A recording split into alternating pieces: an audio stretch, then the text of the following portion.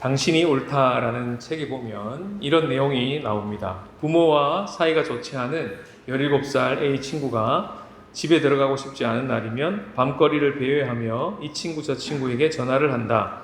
그럴 때 친구들에게 흔히 하는 소리를 듣는다. 거리에서 웬 청승이냐? 집에 들어가 병신아. 맑은 공기가 절실한 순간에 매연으로 꽉 찬 지하 주차장에 갇히는 느낌일 것이다. 이럴 때 A에게 산소 공급이란 정답이 뭘까요? 감이 오십니까? 뭐라고 대답해 주면 정답일까요? 그 다음 문장이 이렇게 됩니다. 다 같이 읽어볼까요? 시작. 집에 또 못 들어가고 있구나. 무슨 일이 있었나 보네. 이렇게 쉬운 대답을 실전에서는 왜 이게 잘 안 나올까요? 남의 자녀한테는 할 수 있을 것 같아도 왜 내 자녀가 이럴 것 같으면 이런 말이 왜 그렇게 쉽게 나오지 않을까요? 악플에 사람 목숨도 끊고요. 은플에 사기도 당하는 세상입니다. 여기서 은플은 은근히 조건에서 자기가 원하는 걸 빼내는 것을 말합니다. 캄보디아 사건 때문에 저도 로맨스 스캠이라는 단어를 처음 들었습니다. 세상이 그렇게 깨어져 있는 것이죠. 이처럼 사람들은요, 반응을 하고 또 반응을 받으면서 상처를 주기도 하고 피해를 보기도 하고 때로는 감동을 받기도 하고 회복을 경험하기도 합니다. 여러분 한 주간 사시면서 수많은 반응들을 접하셨을 텐데 어떠십니까? 악플이 많으십니까? 선플이 많으십니까?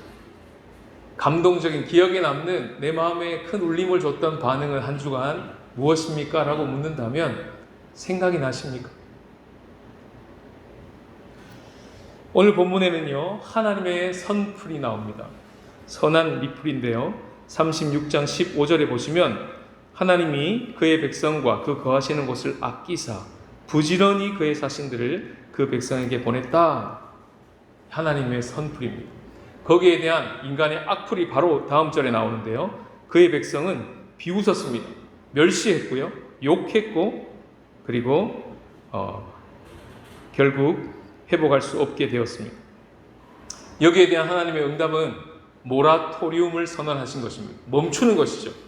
락다운 시켜버리는 것이죠. 무려 70년 동안 락다운을 거셨습니다. 성전 문을 닫으셨습니다.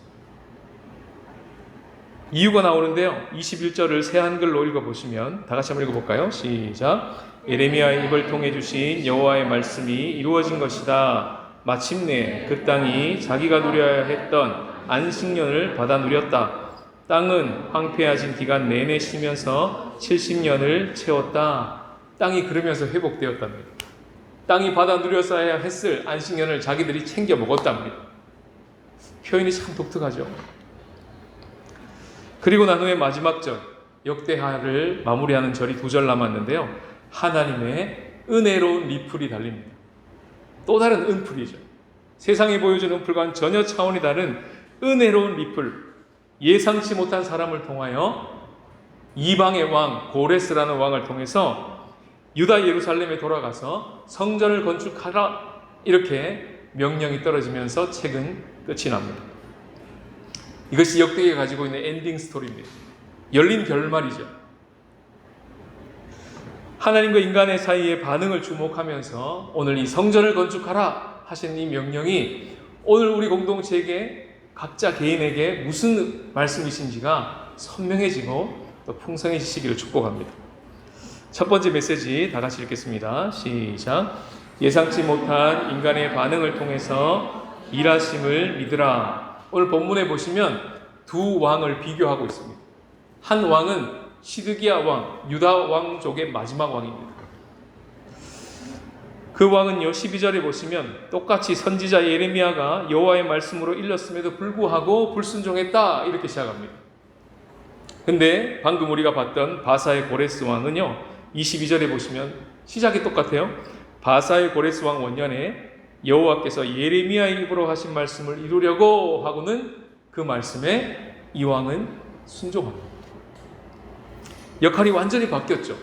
당연히 순종할 것 같은 시드기야는 불순종을 하고 전혀 하나님을 몰랐던 이방왕 고레스는 순종을 하고 있고 역할을 바꿔내고 있습니다. 성경에서 종종 사용하고 있는 충격요법인데요.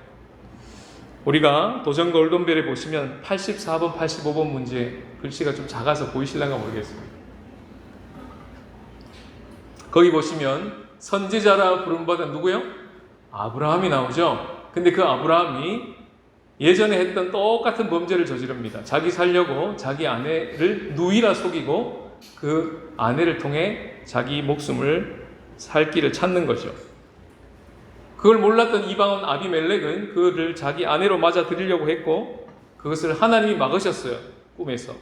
그리고는 그 하나님의 겁박에 명령에 아비멜렉은 정신을 번쩍 차리고 자기 백성 전체를 살리기 위하여 하나님께 의롭게 반응하면서 사라를 돌려보내줍니다.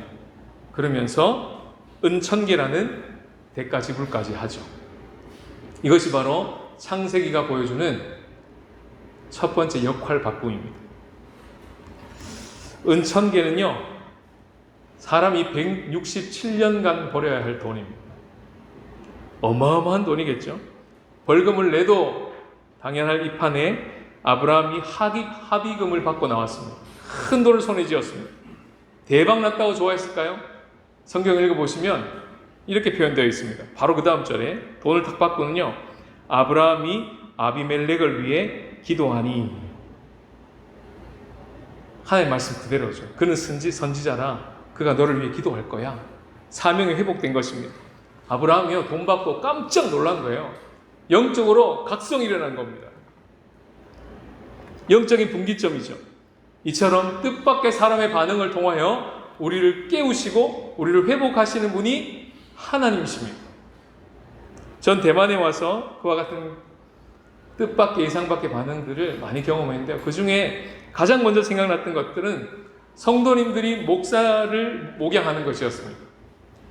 1년 4개월, 5개월이 지나는 동안 여러분들이 저를 목양해 주신 이야기를 쓰라 그러면 얼마나 감동적인 이야기들이 많은지 모릅니다.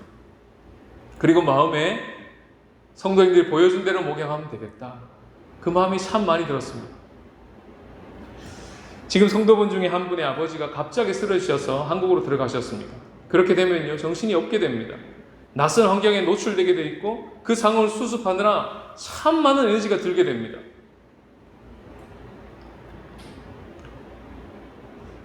그런데 그분이 지금 맡고 있는 여러 가지 역할, 그리고 하고 있는 제자 훈련, 목사님 좀 힘들 것 같습니다. 조금 있다가 때가 되면 제가 하겠습니다. 라고 해도 아무도 욕할 사람 없고 저도 그렇게 하시라고 얘기할 것 같은데 거기에 대하여 그 집사님이 지금 어떻게 반응하고 있는지는 여러분들이 보고 있는 바입니다. 그 모습을 보면서 제 마음에 이런 생각이 들었습니다. 주님, 저도 저의 개인 가정사로 인해서 종종 어려움을 겪게 될 때 오늘 지금 제 앞에 보여주신 성도님의 이 모습을 꼭 기억하게 해 주옵소서. 그런 마음이 들더라고요. 예상치 못했던 고레스의 반응. 너희들 올라가서 성전을 건축해. 꿈에도 생각해 못했던 그의 반응을 통해서 이제 이 역대기 할을 접으면서 닫으면서 하나님은 이제 너희들이 응답할 차례다라고 물으시는 것입니다. 그래서 오늘 본문은 열린 결말로 끝이 나는 거예요.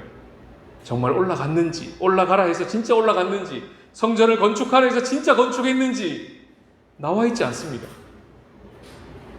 역대기에 나와 있지 않아요. 열린 결말입니다. 우리에게 물어보는 거예요. 여러분은 어떻게 반응하시겠습니까? 고레스는 이렇게 반응했는데요. 여러분은 하나님께 어떻게 반응하시겠습니까? 라고 구약 성경을 닫고 있습니다. 어떻게 반응하시겠습니까? 성전을 건축하라. 이 명령 앞에 여러분 어떻게 반응하시기를 원하십니까? 두 번째 메시지입니다. 시작. 예상치 못한 하나님의 반응을 통해 일하심을 믿으라. 우리는 이 성전을 건축하라는 명령에 어떻게 반응했는지 사실 알고 있습니다. 왜냐하면 한 장만 딱 넘기면 그 다음 책이 그것을 말해주기 때문입니다. 그래서 역대하 옆에는 다음에는 에스라서가 붙어있고 그 다음 묵상 본문이 에스라서입니다. 우리는 이 에스라, 학개, 느헤미야라고 하는 이 11월 이어지는 묵상 본문을 따라서 어떻게 반응했지 하고 묵상하게 될 것입니다. 그러나 오늘은 좀 독특하게 히브리 구약 성경의 책의 순서를 따라서 우리가 역대하를 배우지 않았습니까? 그래서 그 순서에 따라서 예상 밖의 책으로 한번 가보기를 원합니다. 유대인들이 읽는 히브리 성경을 타나크라고 합니다. 그 타나크라고 하는 유대인 성경은 시작이 창세기고 마지막은 역대기입니다. 구약을 닫는 책이 역대기죠. 그러면 역대기로 구약을 딱 닫았습니다. 그리고 유대인은 열 책이 없죠. 그러나 우리 기독교인들에게는 그리고 난 다음에 열으라고 주신 책이 있습니다. 무슨 책인가요? 마태복음입니다. 마태복음이 이 성전을 건축하라는 하나님의 명령에 누가 어떻게 반응했는지를 알려주는 책이 마태복음입니다. 그렇게도 읽을 수 있는 것입니다. 결론부터 말하면요, 마태는 예수님께서 그 명령에 이렇게 반응하셨습니다 하고 펼쳐 보여주는 책이 된 것입니다.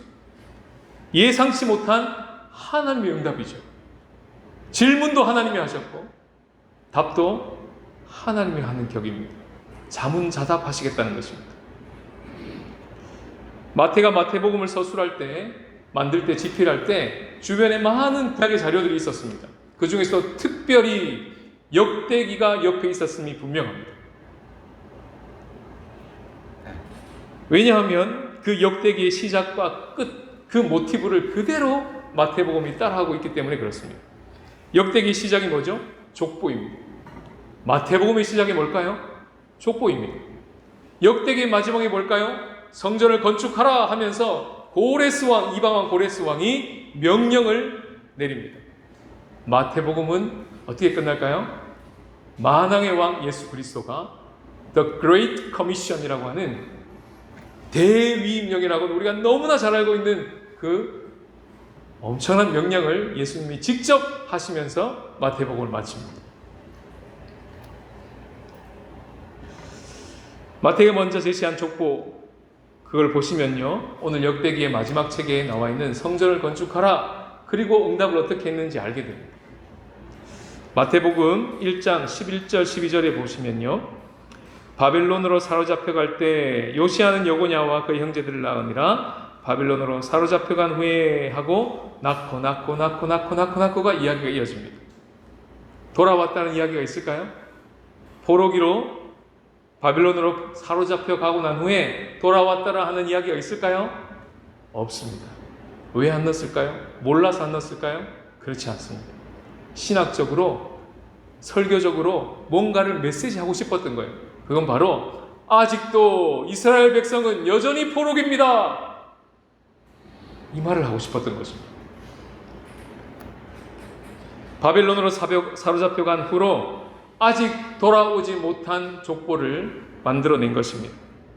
그러면서 바로 그 다음에 예수님을 등장시킵니다.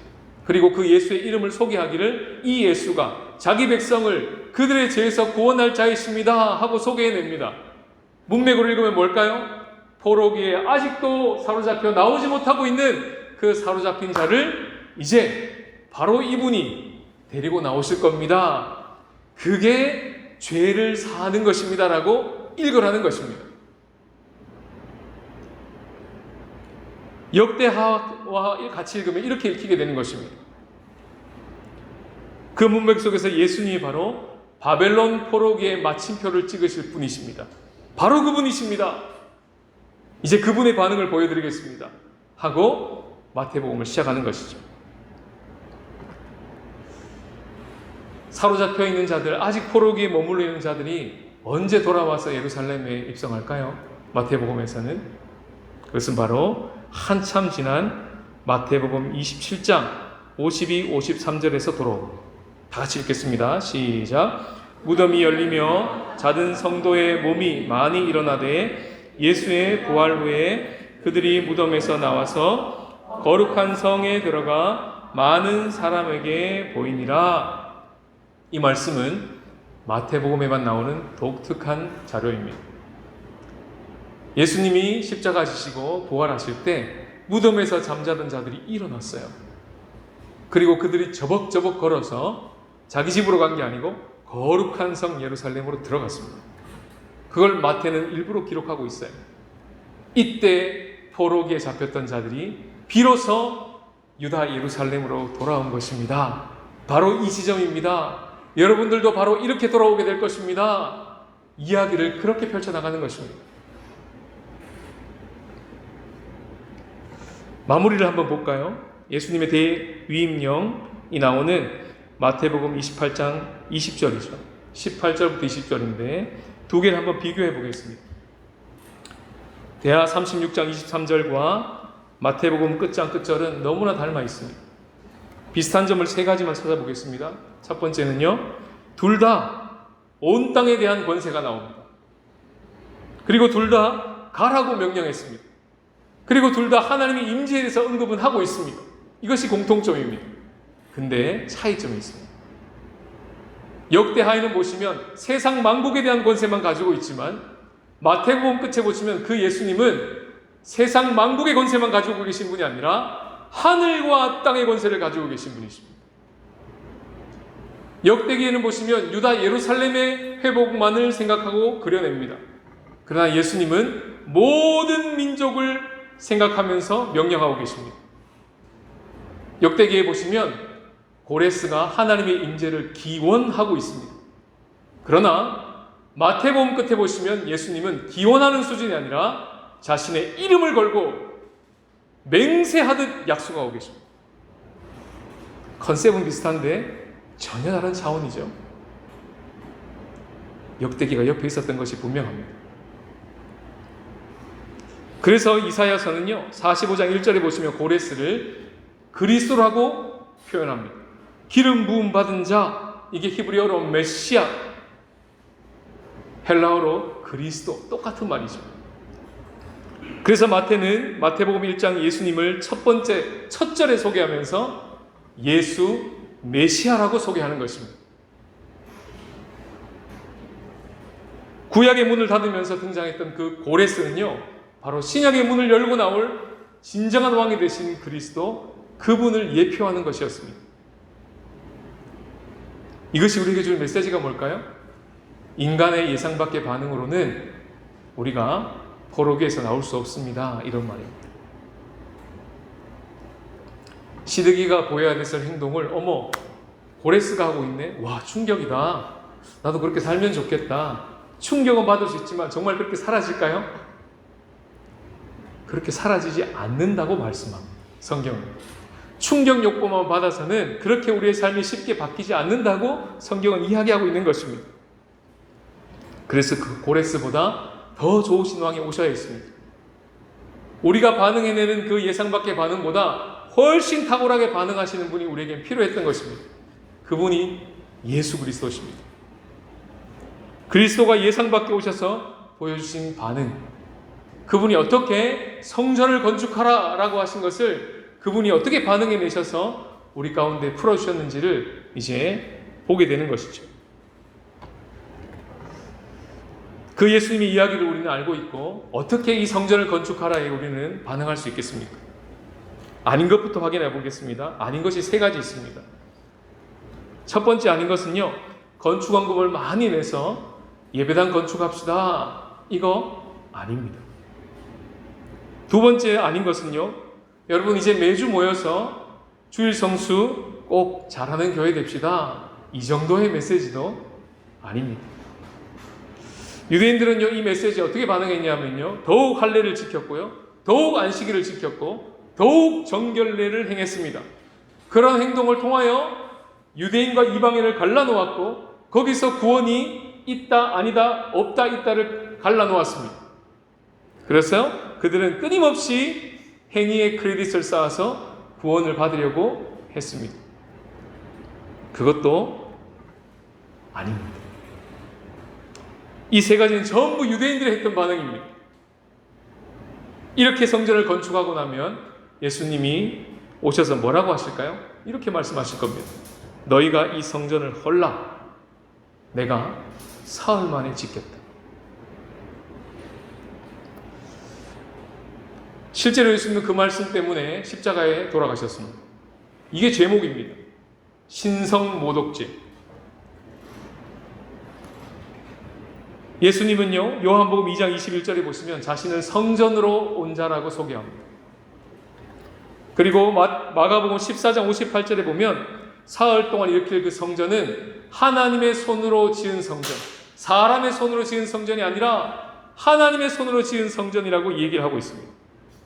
예수님이죠. 그리고 그 예수님을 머리로 삼고 몸으로 딱 달라붙어 연결되어 지어져가는 우리와 같은 교회된 성전까지도 얘기하고 있는 것입니다. 그래서 고린도전서 3장 16절에 유명한 사람 성전 이야기가 나오는 것이죠.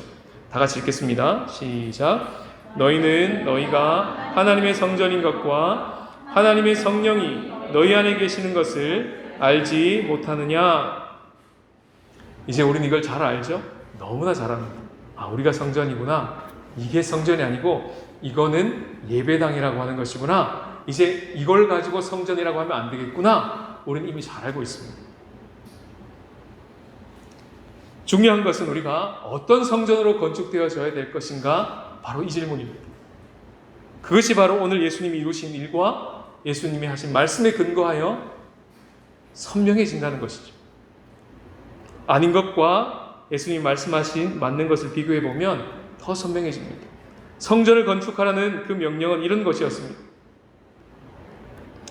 우리가 어떤 행위를 더함으로 말미암아 성전이 될 수 없다는 것을 인정하라는 것입니다. 우리가 성전 될 수 있는 길은 딱 한 가지 길, 예수님의 십자가와 부활, 그 사건에 연합할 때만 성전이 될 수 있습니다. 내가 어떤 더 선한 행위를 하나 더 보태야 성전이 점점점 되어가는 게 아니라는 것입니다. 컨셉이 그렇게 성전이 지어지지 않는다는 것입니다. 오히려 내가 아닌, 내 손이 아닌 하나님이 그리스도를 통하여 하신 일에 연합할 때, 그때 우리는 성전으로 지어진다는 것입니다. 그래서 마태는 그 돌아오지 못한 포로를 언제 돌아올지를 십자가 부활의 자리에서 그려내는 것입니다. 그래서 예수님이 십자가 지셨을 때 하나님에 대하여, 자신에 대하여, 이웃에 대하여, 이 세상에 대하여 잘 반응해내지를 못했던 우리가 예수님과 함께 죽었다고 믿게 된 것입니다. 그리고 그 예수님과 함께 우리가 살아서 이제는 예수님이 내 안에서 도와주심으로 말미암아 반응하게 되었습니다 라고까지 고백하게 된 것입니다. 내가 그리스도께 받은 반응만큼 하나님에 대하여, 자신에 대하여, 이웃과 세상에 대하여 반응할 수 있게 된 것입니다. 예수님께서 세상 끝날까지 너희와 함께 있으리라 하신 그 말씀 때문에 우리는 진짜 성전으로 지어져 갈 수 있게 된 것입니다.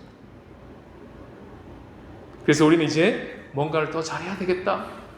내가 뭔가 행위를 하나 더 쌓아 올려야 되겠다. 점수를 따야 되겠다. 그런 컨셉으로 살지 않고 이제는 주님과 더 잘 지내봐야겠다.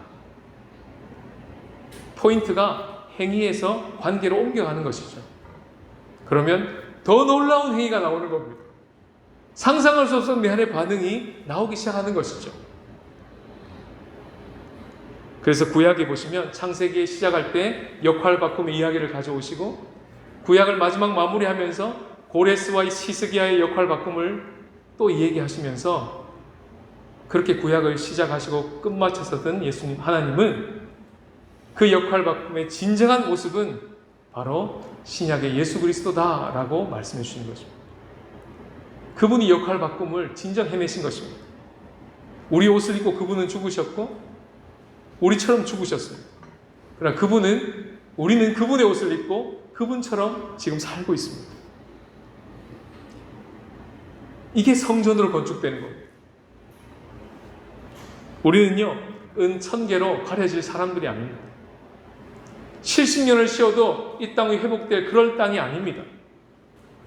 예수 그리스도의 피값이 주어져야만 우리는 회복될 수 있는 자들이었습니다.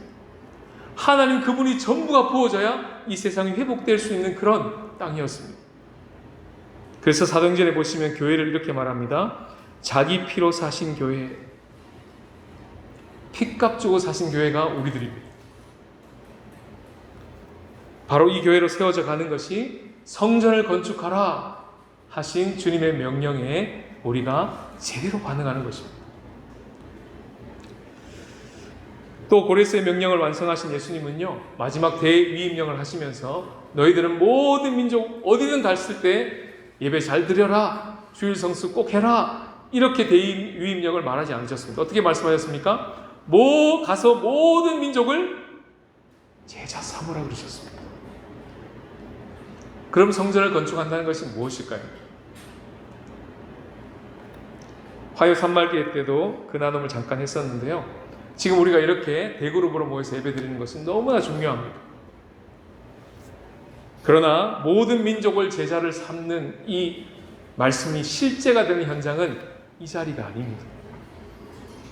이 자리는 그것을 가능케 하도록 모멘텀이 만들어지는 자리일 수는 있으나 지금 이 자리는 모든 민족을 제자로 삼을 수 있는 그 결론이 나는 자리는 아닙니다. 왜 그럴까요?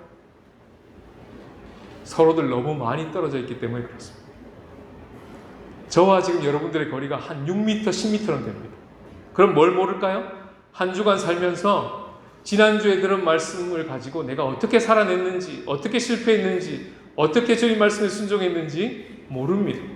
그리고 예배 끝나고 아멘하고 은혜 받고 돌아가면 아무도 모릅니다. 그러면 제자는 삼아질 수 없습니다. 그래서 우리가 뭘 합니까? 예배가 끝나고 나면 1m 앞으로 상대방을 초대하는 겁니다. 그것이 바로 소그룹입니다. 1m 반경 앞에 들어와서 집사님, 제가 지난주에 사실은 말씀은 들었지만 까먹었어요.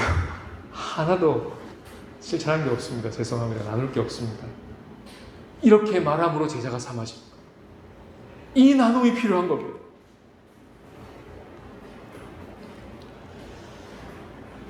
그래서 우리 교회는 처음부터 목회자 중심인 이 교회가 성도 중심으로 가야 합니다. 설교 중심인 이 교회가 나눔 중심으로 가야 됩니다. 그래야 이 교회가 살 수 있습니다. 라고 처음부터 말씀드린 것입니다. 그래서 우리는 예배 끝날 때마다 그 노래 불렀죠. 사귐이 나눔이 되고 나눔이 삶이 되어. 이 노래 가사 자락 한 자락에 이 모든 것이 다 들어있습니다. 이것이 실제될 때 우리는 이 예수님의 대위임령, 성전을 건축하라고 하신 이 명령의 실제가 이거라는 것을 실감하게 되고 체감하게 됩니다. 그래서 우리 교회는 이 말씀을 붙들고 그래, 맞다, 우리가 예배 해중도 중요하지만 그것만으로 머물지 말고 우리 교회는 이제 이끔이와 따름이로 연결된 교회로 나가자, 이제 시작하자 하고 첫 테이프를 끄는 겁니다. 그리고 순종함으로 지금까지 달려오고 있습니다. 이끔이와 따름이로 연결되어 이제 그 따름이들이 영적 청년으로 또 영적인 어른으로 자라나서 그분들이 또 다른 누군가에게 나눔을 통해 복음이 전수되는 것을 비로소 시작하게 되실 때 이 교회가 예수님이 말씀하신 성전을 건축하라가 실제가 되는 교회가 되는 것입니다. 그리고 마지막으로 예배당 건축이 아니라 그랬죠. 사람 성전 건축이 먼저 돼야 됩니다. 그것이 먼저 되지 않고 예배당 건축에 목을 매달기 시작하면 교회는 망가지게 되어 있습니다. 반드시 사람 건축부터 되어야 됩니다.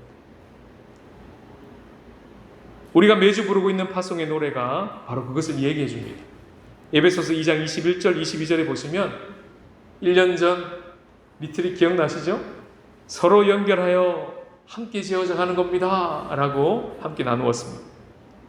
그래서 우리는 실천하며 마을을 만들었고요, 카톡방을 만들었고요, 그러면서 말씀을 나누기 시작했고요, 그리고는 성경 통독도 100일 동안 함께 달려가고요, 주화 프로젝트도 서로 막 스티커 붙이고 그러면서 또 함께 해보고요, 이제는 도전 성경 골드맥까지 왔습니다.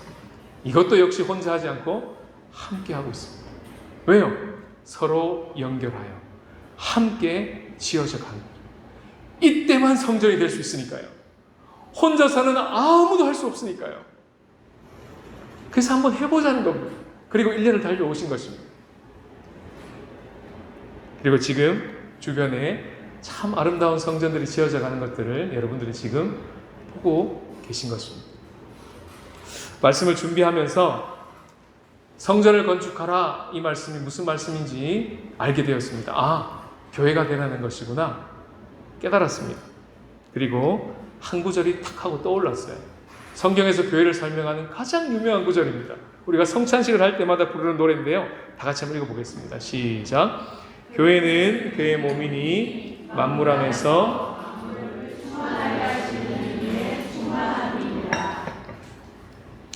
이 교회의 정의가 좀 이렇게 체감이 되십니까? 성경이 말하는 교회는 이것입니다. 교회는요, 예배당을 출입하는 자가 아니었습니다. 교회는 만물을 출입하는 자입니다. 교회는 만물을 충만케 하시는 자가 되신 분이 있음을 믿고 그분이 그리스도이심을 인정하고 그분이 나와 우리라고 하는 교회의 머리 되심을 인정하고 그분께 몸이 딱 달라붙어 있을 때만 그분으로부터 양분이 계속 공급되며 그분이 지금 하고 계시는 만물을 충만케 하고 계시는 그 일 언저리에 우리도 꼽사리 껴서 그 주변을 얼쩡거리고 살아가는 삶, 그게 교회입니다. 그게 교회의 정의예요. 거기서 만물을 충만케 하고 계시기 때문에 우리를 충만케 하시겠죠. 이 교회를 충만케 하시겠죠. 이유가 뭡니까? 만물을 충만케 하시려고요. 그것을 알기 시작할 때 그분이 나에게 해주시는 그 반응에 대하여 눈을 뜨게 됩니다. 왜 그렇게 반응해 주시는지, 그리스도가 나한테 왜 그렇게 반응해 주시는지, 그리고 받은 만큼 또 다른 누구에게 우리도 반응해내기 시작하는 것입니다. 그런 열망이 생기더라고요. 아, 교회됨이란 그런 것이구나. 잘 반응하는 것이구나. 이 세상 모든 여러 가지 반응에 대하여 우리가 교회로서 잘 반응해내는 것이구나. 부부가 서로 볼 때 어떻게 해요? 눈을 마주보면서 종종 웃으시죠? 아니십니까? 지나가다가 눈 보다가 미소 지으시죠? 그런 반응이요. 얼마나 아름답습니까? 죄송합니다. 네. 아름답지 않습니까? 자녀들과 대화를 나누면 산소가 공급되는 것 같은 분위기가 열춘된데요. 아름답지 않습니까?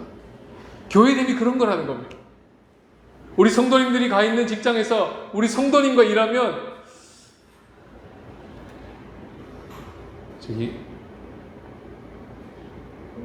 뭐라고 불러야 되죠? 김 대리님, 대리 너무 나신데. 네, 누구님,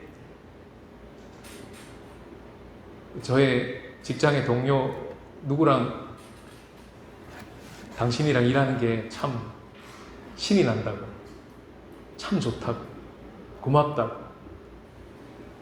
그런 반응을 듣는 상상을 하면 참 멋있지 않습니까? 신주교회가 있어서 고맙다고 성도가 와서 인사하는 것이 아니라 대만에 있는 교회에 어떤 성도가 오거나 대만에 있는 어떤 교회에 목사님이 와서 신주한국교회가 여기 있어줘서 참 고맙습니다. 교회 안에 사람이 아닌데 교회 밖에 한인인데 누군가가 우리 교회를 찾아와서 어떻게 오셨습니까? 신주한국교회 고맙다는 말씀을 전하려고 왔습니다. 저 교회는 아닌데요. 되게 감사합니다. 만약 이런 말을 우리가 들을 수 있다면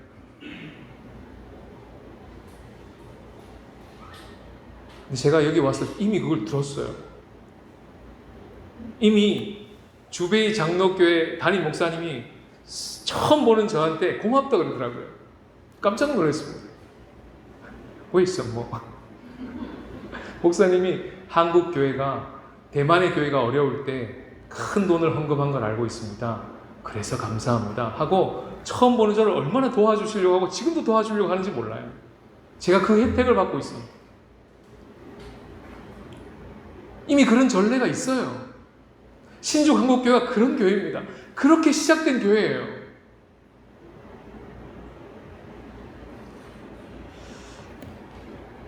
꿈을 꾸듯 우리는 말을 했지만 실상은 그렇게 만만치 않다는 걸 우리는 잘 알고 있습니다.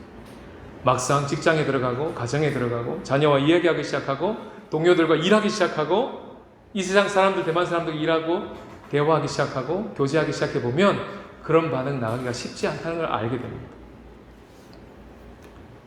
그래서 오늘 복음 메시지가 여기 있습니다. 내가 세상 끝날까지 너희와 함께 할 거다. 그리고 이 찬양 가사가 떠올랐는데요. 찬송가 아까 불렀던 481장입니다. 제목은 때에 저물어서 날이 어두니라고 번역되었지만 영어의 제목은 Abide with me. 내 옆에 나와 함께 머물러 주세요라고 하는 제목이죠. 이 찬양은 유튜브 잘잘법에 소개되어서 참 유명해졌습니다. 이 찬양이 굉장히 독특한 찬양인데 1912년 타이타닉호가 침몰할 때 그 선상에서 울려 퍼졌던 찬양곡입니다. 2009년 네덜란드 여객기 참사가 있을 때 그 현장에서 울려 퍼졌던 찬송입니다. 유럽 FA컵 결승전이 되면 그 스타디움에 모인 모든 사람들이 일제히 일어나서 지금도 부르고 있는 찬양이 이 찬양입니다. 2021년 런던 올림픽 개막식에 울려 퍼졌던 찬양이 이 찬양입니다. 그리고 더 놀라운 것은 제가 거기 살았는데요. 인도 공화국의 날인 1월 26일 날 힌두교의 나라인 그 나라에서 나라의 모든 리더들과 국민들이 함께 모여 부르는 찬양이 이 찬양입니다. 모디 총리가 반대했어요. 극우 힌두 정당이거든요. 이걸 없애버리려고 그랬어요. 시민들이 들고 일어났습니다. 불러야 된다고. 왜냐하면 간디가 좋아하는 찬양이라고.